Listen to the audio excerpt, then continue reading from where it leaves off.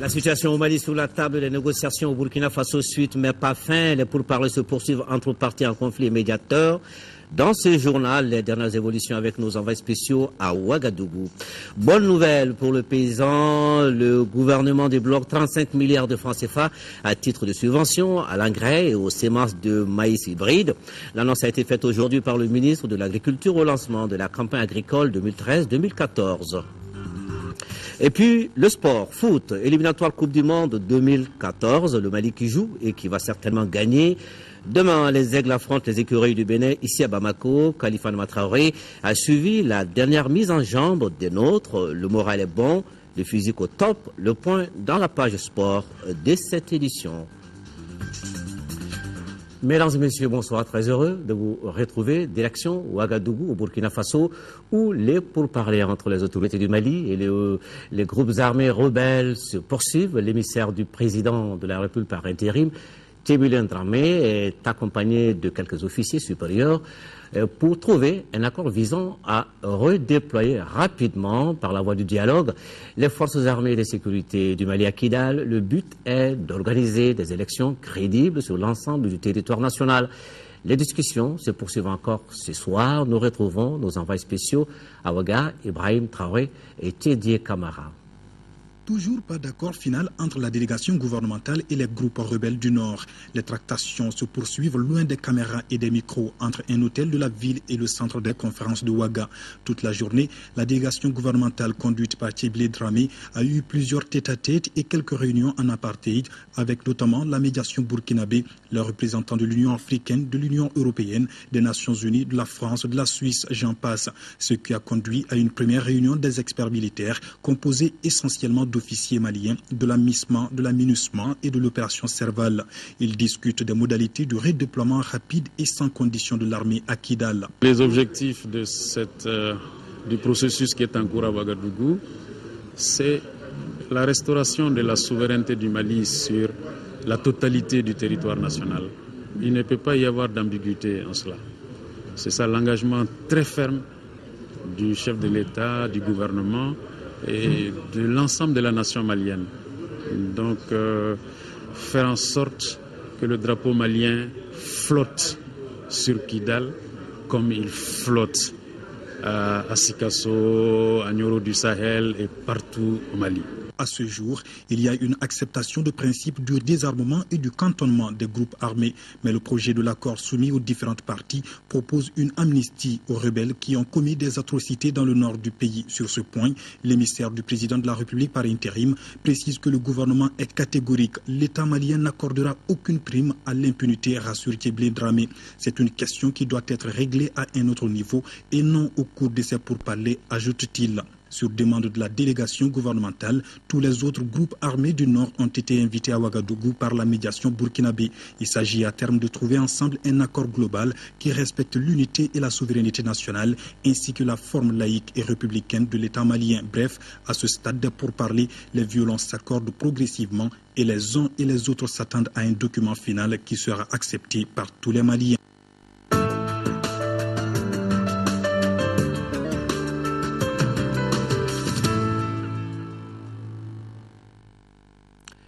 Et dans l'actualité politique ce soir, nous ouvrons notre page élection par la signature hier de ce protocole d'accord politique entre l'Union pour la République et la démocratie URD et le Parti socialiste Yélin Koura. Mise en œuvre pour participer aux élections législatives et présidentielles, cette alliance appréciée par les militants des deux partis politiques vise essentiellement à soutenir Soumaïla Cissé au premier tour de l'élection présidentielle de juillet prochain. Plusieurs députés et autres personnalités ont assisté à cette cérémonie de signature jugée historique par les présidents des deux partis signataires, Younousi Touré et Amadou Koïta, le compte-rendu de Mahamadou Doumbia. L'Union pour la République et la démocratie URD et le Parti socialiste Yélin Koura viennent de signer un protocole d'accord politique pour bien préparer les élections présidentielles et législatives de juillet prochain. L'Union fait la force. En politique, l'avenir appartient aux grands ensembles politiques cohérents avec des objectifs bien précis, a rappelé en substance le président du parti URD, Younousi Touré. Mon parti est très heureux de cette alliance. Je suis persuadé que chacun de nous mesure à sa juste valeur l'importance de l'acte que nous allons tout à l'heure poser. Nous le percevrons, quant à nous, comme une des voies les plus pertinentes du développement de notre pays. Fortement impliqué dans la politique, quoique président des jeunes partis, le président du Parti socialiste Yelenkroa, Amadou Koïta, se dit confiant à l'avenir. Et pour les élections présidentielles au premier tour, son parti soutiendra Soumaïla Cissé. Nous sortons certes d'une longue période de crise, une crise qui a épuisé les Maliens et qui a durement éprouvé beaucoup d'entre nous. Mais l'espoir de nous en sortir, Monsieur le Président, bientôt est réel grâce à cette alliance qui doit constituer un motif de sursaut collectif et déterminé pour nos militantes et militants à travers tout le pays, afin d'assurer une victoire certaine à notre candidat, M. Soumaïla Cissé. Le protocole d'accord politique signé entre l'URD et le Parti socialiste Yelenkroa prend en compte des idéaux tels l'intégration sous-régionale et régionale, la mise en œuvre de programmes cohérents pour le développement et le bonheur de l'humanité. Une fois encore, le président de l'URD, Younoussou Touré, a rappelé que son parti reste ouvert à tous. Il a aussi demandé à tous les militants des deux partis de retirer leur carte Nina, condition incontournable pour participer aux élections présidentielles et législatives de juillet prochain. Les jeunes du Parti Rassemblement pour le Mali, RPM, veulent mobiliser 600 000 voix pour leur candidat aux élections présidentielles prévues pour fin juillet. Le Bureau national de l'Union des jeunes a rencontré cet après-midi les sections des différentes communes du district de Bamako. C'était pour les informer des enjeux de ces échéances et de l'importance de la carte Nina. Il s'agissait aussi pour les initiateurs de revoir leurs troupes pour mieux aborder les futures élections à Ramata Konaté. Au Bureau national des jeunes du Parti Rassemblement pour le Mali, RPM, l'heure est à la revue des troupes et à la préparation des militants pour les élections à venir. Plusieurs sujets ont été abordés, parmi lesquels le fichier biométrique et la carte Nina. Tous les papiers que vous souhaiterez confectionner, en tout cas par rapport à l'état civil, va demander forcément votre numéro d'identification nationale. C'est-à-dire après, vous n'aurez aucun papier administratif si vous n'avez pas ce numéro d'identification nationale. Donc c'est pour vous dire à quel point c'est important. Et ces cartes-là, il faut les garder. D'abord bien les garder d'ici les élections et au-delà des élections. À en croire le président Tembiné, la formation politique RPM compte près de 500 comités de jeunes à travers le district de Bamako. Ces jeunes entendent mobiliser 600 000 voix pour leurs candidats aux prochaines élections présidentielles. C'est pourquoi il est important d'expliquer aux militants les enjeux de ces échéances.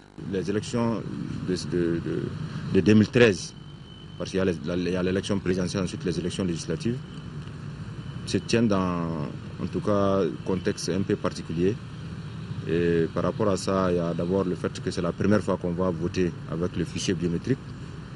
Il faut aussi s'assurer que les différents secrétaires généraux ont la maîtrise, en tout cas, de ce fichier-là. D'abord, il y a la crise que nous avons connue même. Donc, ce n'est pas une élection comme les autres. Il y a en dehors de ça le fait que c'est l'hivernage. Il y a aussi le fait que ça coïncide au mois de carême. Je pense que ce sont autant de facteurs qu'il faut intégrer, en tout cas dans notre stratégie de mobilisation. Et également, nous nous sommes dit que c'est extrêmement important de s'organiser par rapport à la sécurisation aussi, en tout cas des votes. Autre sujet évoqué au cours de cette rencontre, les crises sécuritaires et politiques ainsi que leurs conséquences sur les populations. En 6e région, les femmes du Gundam invitent à la mobilisation autour des élections présidentielles. Le maire, en compagnie des femmes leaders, a réuni les différentes associations et groupements féminins afin de les entretenir sur la participation des femmes au scrutin. Parmi les sujets abordés, le retrait de la carte Nina et les questions liées à la liste électorale. Nous écoutons le maire Sek Omoussal, est au micro de nos correspondants sur place, Chérif Moulay et Adama Djimde. Les femmes de Gundam ont l'habitude de voter, donc elles maîtrisent le système électoral. Et encore aujourd'hui, je leur dirai, je serai avec elles pour qu'elles soient bien mobilisées et qu'elles sortent le jour des élections. Mais ce que je leur dis et que j'ai l'habitude de leur dire, c'est de faire le bon choix. Ça, cela est très important. Les femmes de Gundam ne suivent pas parce que c'est un parti qui donne des ordres. Non, on tient compte du programme du candidat, de ce qu'il prévoit faire pour les femmes au Mali, mais aussi au niveau de la commune urbaine de Gundam. Cela est très important parce que les femmes sont les plus nombreuses. Aujourd'hui, à l'étape actuelle des choses par rapport à la révision des listes électorales ou encore à la remise des cartes Nina, quel peut être le rôle de la femme? C'est non seulement de sortir elles d'abord pour retirer les cartes Nina. Quand les cartes seront là, le préfet me dit que bientôt les cartes seront là. Mais aussi, le jour du vote, sortir tôt pour aller voter. Mais avant cela, ces femmes-là vont toujours, comme elles l'ont toujours fait, elles vont mobiliser leurs maris et leurs enfants pour qu'ils soient aussi au point de rendez-vous. Il y a des femmes bien préparées, elles vont accompagner ceux qui n'ont pas d'expérience. Les responsables du parti politique Synergie des initiatives pour la renaissance africaine SIRA étaient à Kita. Motif de la visite, entrer en contact avec les populations afin d'échanger avec elles sur les préoccupations liées au développement local. Cette rencontre a permis aux responsables du parti SIRA de mettre la lumière sur les idéologies du parti à l'approche de l'élection présidentielle prévue le 28 juillet prochain. Ayant massivement effectué les déplacements, les habitants du cercle de Kita ont échangé pendant plus de 2 heures avec les visiteurs du jour.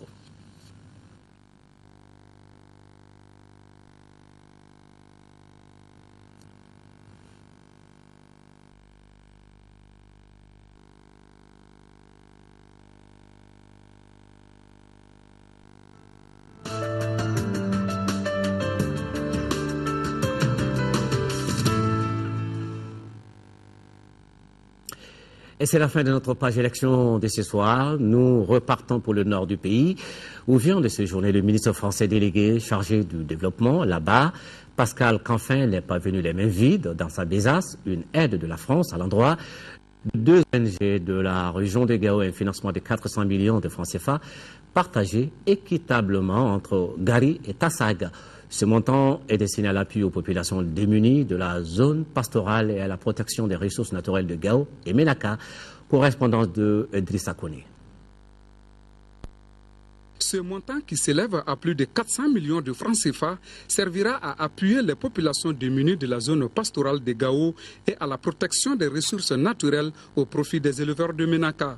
Après avoir apposé sa signature sur le document de la Convention, le ministre français délégué chargé du développement a réitéré l'engagement de la France aux côtés du Mali. Aujourd'hui, j'ai signé des conventions avec des organisations non gouvernementales dans le domaine de l'agriculture, de l'élevage, pour faire en sorte que vous réussissiez, que le Mali réussisse la saison agricole, et puis dans d'autres domaines réussisse la rentrée scolaire.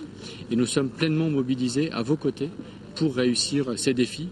Ces 2 ONG qui n'ont jamais fermé, même pendant la rébellion, vont à travers des initiatives soulager la souffrance du monde rural. C'est un projet qui a été monté pour appuyer 1180 familles dans le cercle de Menaka, réparties entre les 5 communes. Nous avons pensé dans ce projet aux femmes et aux jeunes.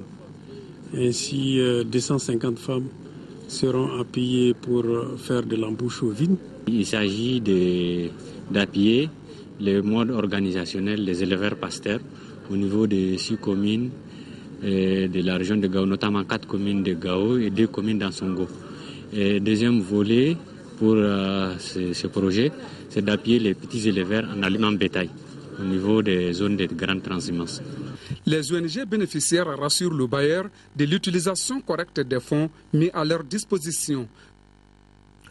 Le gouvernement est prêt à subventionner l'engrais et les semences de maïs hybride à hauteur de 35 milliards de francs CFA. Le ministre de l'Agriculture l'a annoncé aujourd'hui. C'était à la cérémonie de lancement de la campagne agricole 2013-2014. Le plan de campagne prévoit une production céréalière de plus de 7 590 000 tonnes, soit une augmentation de 14% par rapport à la campagne 2012-2013. Quant à la production de coton-graines attendue, elle sera portée à 525 000 tonnes, ce qui équivaut à une hausse de 15%. Moïse Traoré. Le plan de campagne agricole 2013-2014 est bâti autour de cette spéculation. Pour leur exploitation, des programmes d'intensification concernent le riz, le mil sorgho et le coton. Des activités d'accompagnement en aménagement hydro-agricole et en promotion des semences sont également à l'ordre du jour. La cérémonie de lancement de la campagne agricole est une opportunité pour partager les résultats attendus. La production céréalière attendue au titre de cette campagne est de 7 590 690 tonnes. Au cours de la campagne précédente, nous avons obtenu une production céréalière totale de 6 674 427 tonnes. La production de coton grêle, celle qui est attendue, est de 522 000 tonnes. Alors qu'au cours de la campagne qui vient de s'écouler, nous avons récolté 449 661 tonnes. Le premier responsable de l'agriculture met en garde contre toute spéculation, fraude ou détournement dans le secteur. Le gouvernement entend poursuivre la politique de subvention des intrants agricoles. Les engrais et les semences de maïs hybrides à hauteur de 35 milliards, soit 300 tonnes de semences de maïs et 341 319 tonnes d'engrais minéraux et organiques. Pour la présente campagne, l'excédent céréalier commercialisable attendu est de plus de 2 350 000 tonnes. Enfin, les objectifs de traitement des cultures portent sur un espace entre 50 000 et 100 000 hectares. C'est-à-dire que le dispositif de lutte contre le criquet pèlerin sera modulé en fonction de la situation sécuritaire dans la zone grégarigène de Kidal. Voilà, que de bonnes nouvelles et c'est tant mieux pour le secteur agricole du Mali. Réussir une bonne campagne agricole, ça passe aussi par une bonne politique environnementale et les autorités du pays veillent sur cet équilibre dans le cadre de la quinzaine de l'environnement. Le ministre de l'Environnement et de l'Assainissement a lancé hier le pacte environnemental. L'initiative en question est axée sur une dizaine de principes qui interpellent les décideurs politiques à intégrer la problématique environnementale dans les projets de société. Youssouf Diakité était présent pour Mali-Actualité. Le pacte environnemental qui vient d'être lancé fonde ses actions sur une dizaine de principes. Là, il faut citer la conception du développement économique sur la base d'innovation et de durabilité en donnant une place importante à la création d'emplois. Le pacte en question interpelle les décideurs politiques. Le pacte environnemental permet, c'est-à-dire d'abord de parler des questions d'économie locale, des questions de développement inclusif, des questions, des principes par rapport au principe de poly-RPE. Et le transfert des technologies dans le concept du développement durable reste au cœur des préoccupations. Nous souhaiterons que dans tous les programmes que ces différents candidats vont nous présenter, nous voyons une place prépondérante, une place capitale concernant l'environnement, donc concernant la terre. Presque tous les intervenants posaient des questions liées au suivi du pacte environnemental. Celui qui aura la chance de prendre le pouvoir au Mali et qui aura en amont à poser sa signature au bas du pacte environnemental que nous sommes en train de leur proposer aura donc l'obligation de s'engager. C'est tellement vrai que c'est ce pacte qu'il faut aujourd'hui dans notre pays. Le pacte environnemental est un pacte économique, c'est un pacte social, c'est un pacte industriel, c'est un pacte démocratique tout court. Et on peut dire tout ce qu'on veut de ce pacte. Parce qu'en réalité, celui qui respecte le pacte environnemental respecte tous les autres pactes. Le lancement du pacte environnemental a été marqué par des prestations d'artistes. Artistes qui ont interprété des chansons relatives à la préservation de notre cadre de vie et à la responsabilité collective face aux dangers environnementaux. La toute première direction régionale de la police nationale construite à l'intérieur du pays se trouve désormais à Sikasso et c'est dans le quartier Sanoumbougou 1. Le bâtiment a été inauguré hier par le ministre de l'Intérieur et de la Protection civile. Coût de réalisation plus de 224 millions de francs CFA entièrement financé sur le budget national. Un cadre de travail approprié et convivial pour les agents de police de la région. Nos envoyés spéciaux Sidi Modibo Dambélé et Mamari Kone. Avec l'inauguration de cette infrastructure, un palier supplémentaire vient d'être franchi dans la sécurisation des personnes et de leurs biens dans la région de Sikasso. L'histoire retiendra que la première direction régionale de la police nationale a été construite à Sikasso. La troisième région sera le point de départ du programme de dotation des autres régions de l'intérieur. Je suis particulièrement heureux.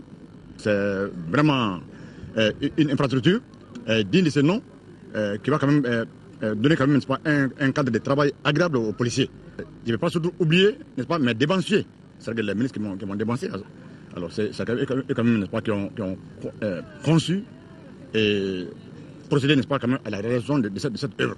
Je crois que sur le budget peut-être 2014, alors nous allons quand même continuer ces programmes-là. La nouvelle direction régionale de la police nationale de Sikasso, qui comprend des bureaux, un poste de police, des dépendances et un local pour groupe électrogène, a coûté au gouvernement un peu plus de 224 millions de francs CFA. J'invite le directeur régional de la police nationale et son équipe à bien entretenir ce bâtiment. Je vous exhorte au travail bien fait et vite fait, parce que le bâtiment s'y prête. Et j'exige de vos collaborateurs désormais un rapport quotidien. Je dis bien un rapport quotidien, me rendant compte que l'insécurité a diminué à Sikasso parce que vous avez mis hors d'état de nuire telle bande de malfrats ou tel délinquant transfrontalier. La région de Sikasso compte 5 commissariats de sécurité publique, dont 2 à Sikasso, 1 à Koutiala, 1 à Bougouni et 1 à Kadjoulou. À ceci s'ajoutent 5 postes de police frontaliers implantés à Zegwa, Kouri, Manankoro, Sona et Missini. Sur la route du retour, le ministre de la Sécurité intérieure et de la Protection civile a visité les centres de secours routiers de la protection civile à Bougouni et Wilesebougou. Ces centres, qui seront officiellement inaugurés dans les mois à venir, ont été financés par la Banque mondiale. L'épouse du président de la République par intérim vient de boucler son séjour à New York aux États-Unis. Un séjour riche en événements et qui aura été marqué par 2 principaux temps forts, à savoir la remise du trophée Women's Progress Award 2013 à Madame Traoré Mintou Doucouré, ainsi que l'audience qui lui a été accordée par l'épouse du secrétaire général des Nations Unies, l'occasion pour la première dame du Mali de plaider pour un appui accru aux populations déplacées et réfugiées, sans oublier l'équation de l'éducation des enfants et de la scolarisation des filles. De New York, nous retrouvons Salif Sanogo qui nous fait le point de cette visite. Après s'être battu durant des années pour la cause des enfants et de leurs mamans, ce jeudi soir aura été l'heure de la récompense du mérite pour Mme Traoré Mintou Doucouré. C'est en reconnaissance de ses nombreuses initiatives à travers son ONG ADAP Mali que l'organisation Voices of African Mothers de New York lui a décerné dans la salle des banquets des Nations Unies le trophée Women's Progress Award 2013, un prix de l'avis de la présidente de Voices of African Mothers qui vient récompenser le leadership et l'engagement de Mme Traoré dans le cadre de l'amélioration des conditions de vie des Maliens, cela conformément aux objectifs du millénaire pour le développement. C'est un nouveau défi. Je n'ai pas tout accompli parce que l'objectif, c'est toujours améliorer. On ne peut pas s'arrêter à un stade et dire que je suis satisfaite. Non, il faut toujours faire mieux, avoir mieux. Même quand quelqu'un qui a 10 millions aujourd'hui, il souhaiterait avoir 20. Donc il ne faut pas s'arrêter parce qu'on a 10 millions. On continue. Et c'est ça mes objectifs. Ce cadeau, ce prix-là, je crois que c'est un défi. Avant de recevoir ce trophée, à l'instar des premières dames de la Guinée équatoriale, du Burundi et de la Tanzanie, l'épouse du président de la République par intérim a co-présidé avec Mme Ban Ki-moon l'ouverture du bazar annuel des épouses de diplomates accrédités aux Nations Unies. Une cérémonie qui liait l'utile à l'agréable, puisqu'une partie des fonds collectés à travers les ventes servira à venir en aide aux enfants en difficulté à travers l'UNICEF. De la situation des enfants et des femmes, il en a été question lors de l'audience privée que l'épouse du secrétaire général de l'ONU a accordée à Mme Traoré Mintou Doucouré en sa résidence. Les 2 personnalités ont ainsi évoqué l'urgence de l'appui pour le retour et l'installation des populations déplacées et réfugiées, Elles ont enfin abordé l'épineuse question de l'éducation des enfants et surtout la scolarisation des filles. Voilà, merci Salif Sanogo. Demain, 16 juin, nous célébrons la journée de l'enfant africain, un rendez-vous consacré en juillet 1990 par les chefs d'État et de gouvernement de l'Organisation de l'Unité africaine. Cette journée fait suite au massacre des enfants de Soweto en 1976 en Afrique du Sud par le régime de l'apartheid d'alors. Dans le cadre de la célébration de cette journée de l'enfant africain, cette année, le Mali a choisi comme thème « Crise sécuritaire et violence faites aux enfants ». Nous suivons le message du ministre de la Famille, de la Promotion de la Femme et de l'Enfant, Alouata Ishata Saï, à l'occasion de cette journée, des propos qui sont recueillis par Nuhu Sissoko. À l'instar des autres pays d'Afrique, le Mali célèbre demain 16 juin 2013 la journée de l'enfant africain. Cette journée célébrée au Mali depuis 1991 offre l'occasion aux différents acteurs en charge de la promotion des droits de l'enfant d'examiner les progrès accomplis dans l'accès aux droits fondamentaux de l'enfant, la survie, la protection, le développement et la participation, chers compatriotes. Pour commémorer la journée de cette année, l'Union africaine a adopté le thème « Éliminer les pratiques sociales et culturelles néfastes affectant les enfants », une responsabilité collective. Chers compatriotes, notre pays a décidé de célébrer la journée sous le thème national de crise sécuritaire et violence faites aux enfants. Ce choix a pour objet de faire une analyse objective des conséquences de cette crise sur les enfants.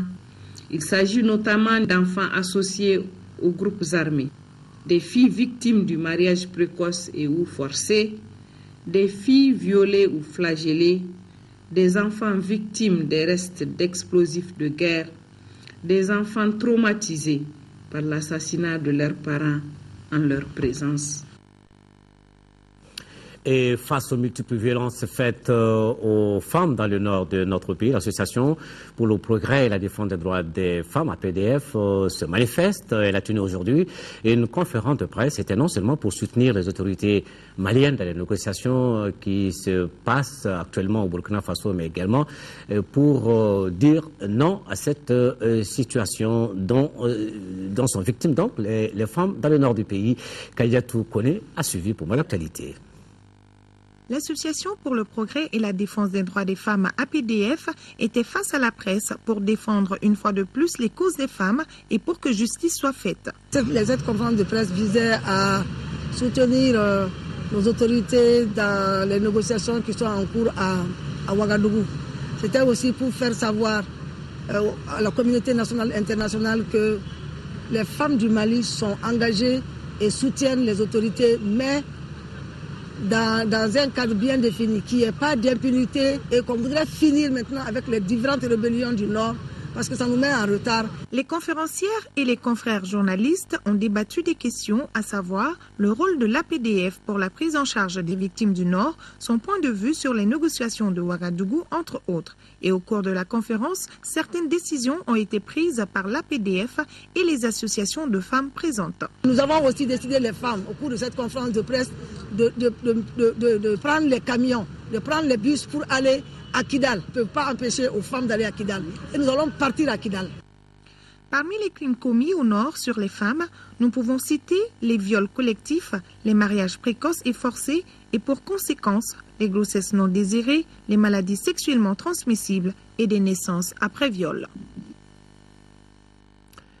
La Direction générale des douanes qui vient de former 53 agents pour la surveillance des fleuves dans la lutte contre les fraudes. Ces agents diplômés à la nage, le secourisme et le pilotage des engins nautiques appartiennent à la brigade fluviale. Cette brigade, on le rappelle, a été créée en 2009 et c'était pour la protection de l'espace économique contre les produits contrefaits. Mariam Sagara, reportage. Pour la surveillance des eaux dans le cadre de la lutte contre la fraude, notamment sur le versant guinéen, la Direction générale des douanes a formé des agents aguerris à la nage. Ainsi, 53 agents reçoivent ici leur diplôme d'une formation nautique. Cette formation d'envergure nationale a été initiée pour rendre les agents plus performants et plus opérationnelle en matière de lutte contre la contrebande et la criminalité transnationale en milieu fluvial. Au regard des impacts positifs de ce genre de formation sur la performance, il nous a paru nécessaire de l'étendre à un plus grand nombre d'agents. Elle est conçue pour être une formation complète en nautisme, embrassant ainsi à la fois la natation, le secourisme, la navigation, le pilotage des engins nautiques, la connaissance du milieu fluvial ainsi que les techniques de lutte contre la fraude en milieu fluvial. En plus des diplômes, des concours ont été organisés au cours de l'année pour récompenser les meilleurs nageurs, secouristes et pilotes dans le lot. Ces agents qui évoluent et mènent des opérations sur le fleuve jouent un rôle capital dans la réalisation des recettes douanières. Il est de notoriété publique que l'économie de notre pays est de plus en plus gangrénée par une importation massive de marchandises diverses en contrebande, de produits de contrefaçon et d'autres trafics encore plus dangereux.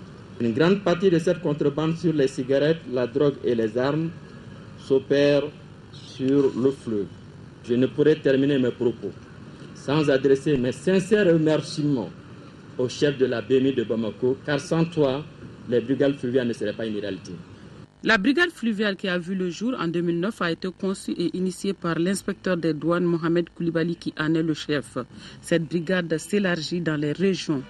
Ces différents directeurs reçoivent les clés des finances des mains du directeur général pour bien mener la mission de lutte contre la fraude sur le fleuve. Auparavant, une minute de silence a été observée en la mémoire des 2 disparus du contingent. Et puis, la reprise de la coopération décentralisée entre la région Nord-Pas-de-Calais en France et la région de Caille. Les 2 partenaires ont signé hier vendredi un accord de coopération qui s'étend sur 3 ans et qui porte sur le développement économique, l'appui à la décentralisation, la formation professionnelle, entre autres.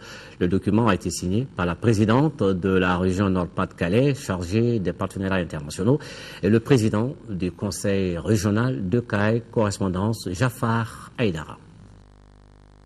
Cette signature d'accord cadre de coopération entre la région Nord-Pas-de-Calais et le conseil régional de Caille porte sur les principaux axes qui sont entre autres l'appui à la décentralisation, au développement économique régional et local, le développement de l'agriculture familiale, la transformation des produits agricoles et le développement des gares routières et ferroviaires font également partie de cet accord signé entre les parties françaises et maliennes pour 3 ans. C'est très important pour nous d'être auprès de nos amis, y compris dans la difficulté.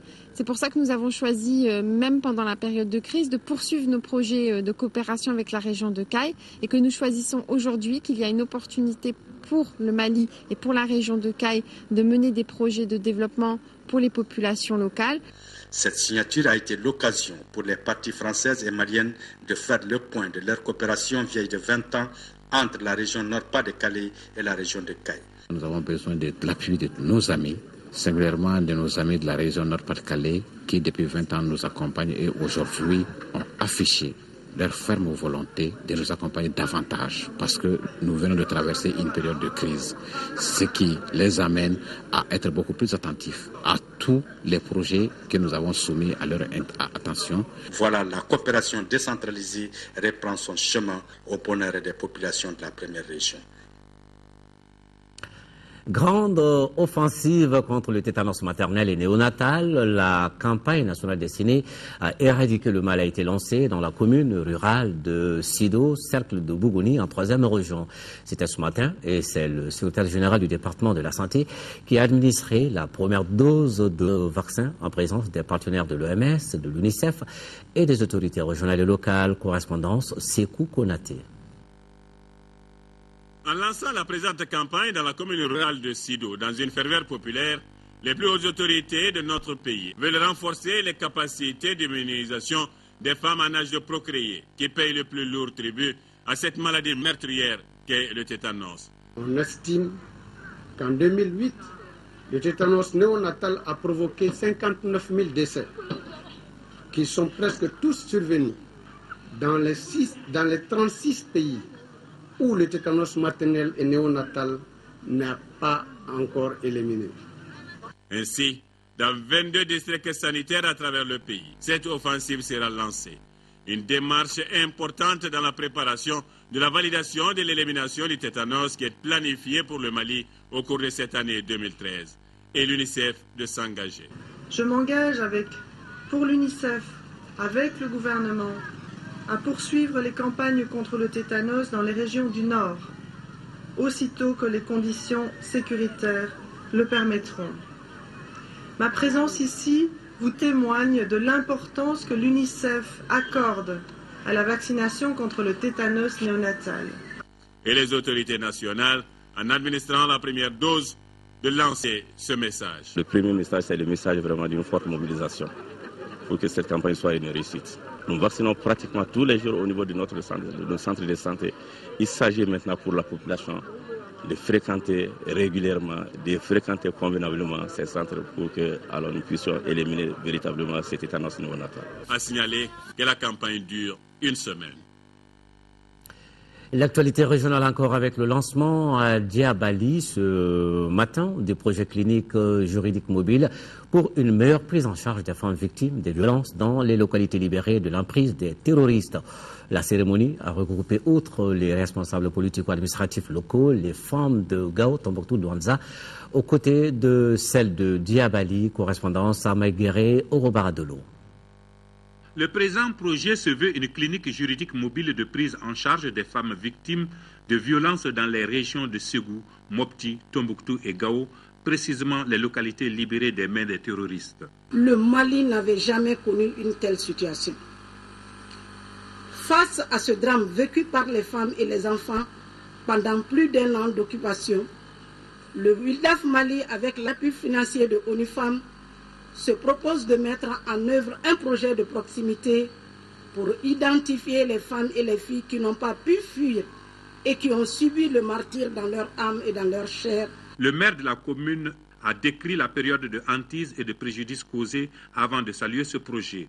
Le projet formera des acteurs relais pour l'écoute des victimes et leur assistance psychologique, juridique et judiciaire. Nous prônons la paix, nous prônons la réconciliation.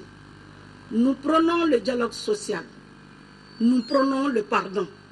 La directrice régionale de la promotion de la famille, de la femme et de l'enfant a exprimé la disponibilité de son département à accompagner ce projet. La remise d'une enveloppe symbolique aux victimes du quartier Berlin-Misra de Diabali a mis fin à la cérémonie.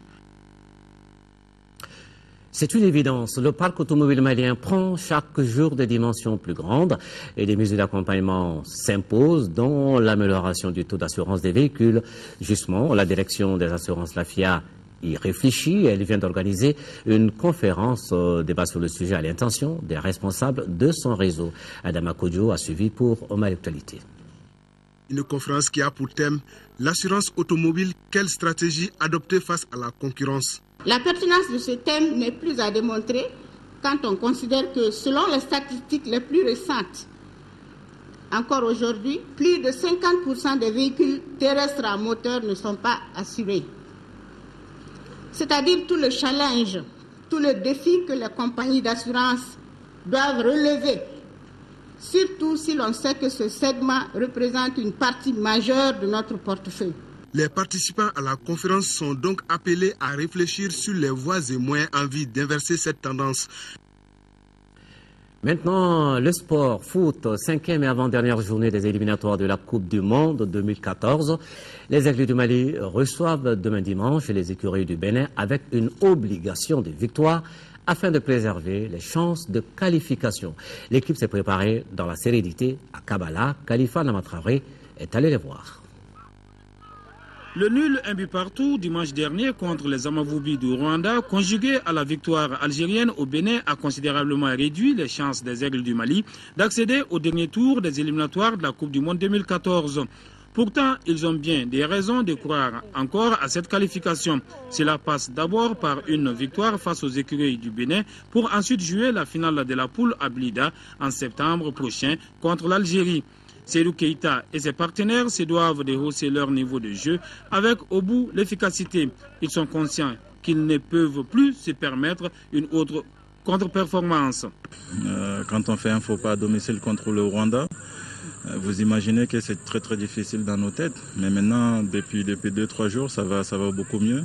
on s'entraîne normalement. On sait que notre public attend beaucoup de nous, notre pays attend beaucoup de nous et qu'il faut absolument gagner ces matchs parce que nous aussi on a envie, nous aussi on rêve d'aller à la Coupe du Monde. Mais ça ne suffit pas de le dire dans le micro, il faut le montrer sur le terrain. On a fait un faux pas contre le Rwanda, il faut absolument se rattacher contre le Bénin à domicile. Okay. Voilà, on s'est bien préparé. Maintenant, le seul mot d'ordre, c'est la victoire parce que si on veut se donner une chance d'aller au Brésil, il faut absolument prendre les 3 points. Donc ça passe par beaucoup de sérieux et surtout par une efficacité chez nous au stade du 26 mars. Bon, le match, c'est très très important dimanche contre au Bénin parce qu'il ne faut pas négliger, c'est très très important. Et après, il faut bien préparer les matchs. Et il faut rester concentré comme on a fait toute la semaine. Il faut rester ensemble et il ne faut rien lâcher. Parce que le public, et on sait qu'ils sont partis dimanche passé dessus. On voulait nous racheter dimanche prochain. Auteur d'un succès historique il y a 1 an sur le Mali, les Béninois n'ont plus grand-chose à espérer dans ce mini-championnat, dont seul le vainqueur rejoindra ceux des 9 autres poules pour le 3e et dernier tour des qualifications à la Coupe du Monde Brésil 2014. Bonne chance aux Aigles et nous restons sur la pelouse avec le championnat national de Ligue 1 en ouverture de la 26e journée. La Jeanne d'Arc a battu hier Attar Club de Kidal par le score de 1-0. Cette défaite des Kidalois condamne désormais définitivement le club de l'Adran des Iforas à jouer la saison prochaine en 2e division. Le résumé de ce match, Jeanne d'Arc, Attar Club de Kidal, c'est avec Seragotou Cissé. Attar Club de Kidal, le bon dernier de Ligue 1 avec 10 points, n'a plus de chance de jouer dans l'élite la saison prochaine à 4 journées du terme de la campagne 2012-2013. A l'inverse, la Jeanne d'Arc en blanc, 13e au coup d'envoi, se bat corps et âme pour éviter la relégation. Et ça commence par ce match de la 26e journée contre les Kidalois d'Attar Club. On se rappelle qu'à l'aller, Attar Club avait enregistré sa première victoire historique en championnat national face à la Jeanne d'Arc 1-0 lors de la 11e journée. Sans être ridicule dans ce match, Attar a pourtant posé de problèmes à la GIA. Les Kidalois encaissent malgré tout leur 56e but de la compétition juste avant la mi-temps. Boubacar Sempara pique au mauvais moment sur une offrande de son compère Boubacar S. Diallo. 1-0. Ce score ne change pas en seconde mi-temps. La GIA 12e provisoire, 27 points, s'éloigne de la zone de turbulence. Attar Club de Kidal, lui, est officiellement relégué en 2e division, 1 an après son accession dans la cour des grands. Cette édition s'achève. Nous vous remercions de l'avoir suivi. Mais l'info continue sur notre site www.ortm.ml. Demain 13h à Sata Ibrahim Aïga. Ce sera juste après Actu Hebdo avec Youssouf Touré. Excellent week-end.